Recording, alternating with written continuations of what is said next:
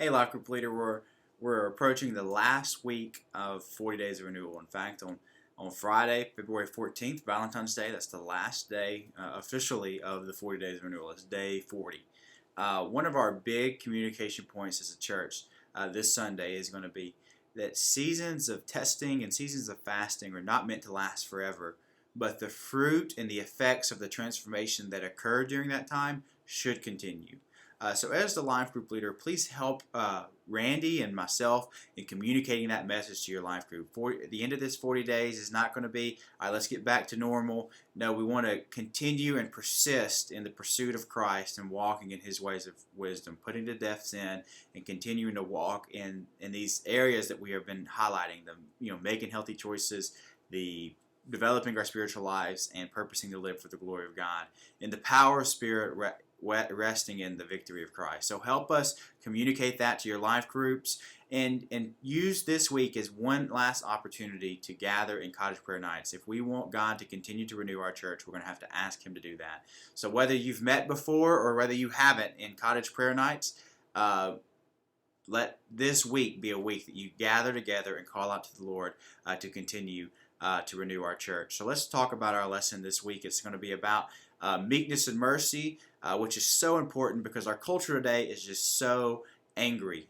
We see it in our discourse. We see it all over the place on social media, on the news, just in just daily life. Our culture is just angry. So let's talk about meekness and mercy. The meekness and mercy of Christ is going to be a great opportunity to talk about just some real issues of anger and wrath that we have, sinful anger and wrath that we experience in this world today. And we can look to Christ for our example. 1 Peter 2 is our passage. It's a great passage, and it really drives home the point of that the gospel of Jesus Christ changes the way that we live in the present. So when we think about the gospel, it could be potential that we think that it's a past event that happens that we really impacts our life at salvation, but that's it. But no, as I hope you've seen, and we've been kind of hammering it in throughout the 40 Days of Renewal, is that the gospel has impact throughout, because the gospel proclaims the truth of the death of Christ and His resurrection, which highlights our own forgiveness of sins that is received through Christ, our new Lord that is we live now surrendered to Him, and the future resurrection that's promised to us, the future salvation, because our salvation isn't complete yet, but it is secure but not complete. So because of the healing brought about through Christ's death in our place and His resurrection, we can renounce the way of wrath and walk in meekness in the mercy of Christ. We're talking through this quote by Dietrich Bonhoeffer. It may be a good point for discussion. You don't have to agree with necessarily everything that he says, but it's a good opportunity to discuss some of his recollections on meekness and mercy, and then we can talk through that. But on this next page, I just wanted to highlight this sentence right here. It says, "The presence of wrath indicates the absence of the settled faith we are to daily embrace."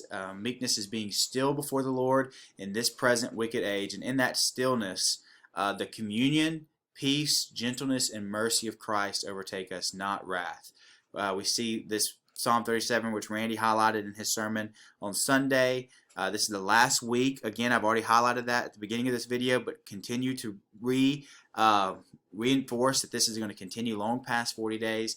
And then this gives you an opportunity to really spend some time in the supply section. I don't know if you've been spending too much time in these sections, but this is where anger and wrath is where a lot of people see some very practical effects. If you have parents of children, you have parents who are struggling with wrath and sinful anger that's directed to their kids. If you have married couples in your class, you have couples who are struggling with wrath and sinful anger to each other.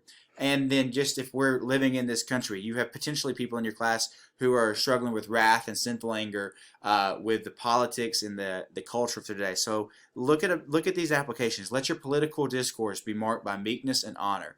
Think before you post on social media. Embrace meekness in the workplace and in the home.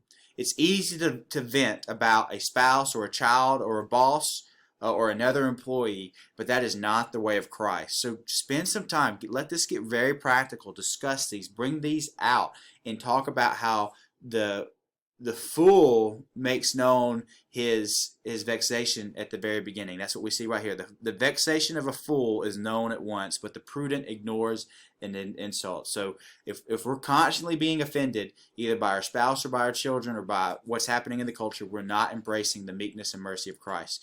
We need to really think about how this applies into every aspect of our life, digitally and in relationships, in home and in the workplace.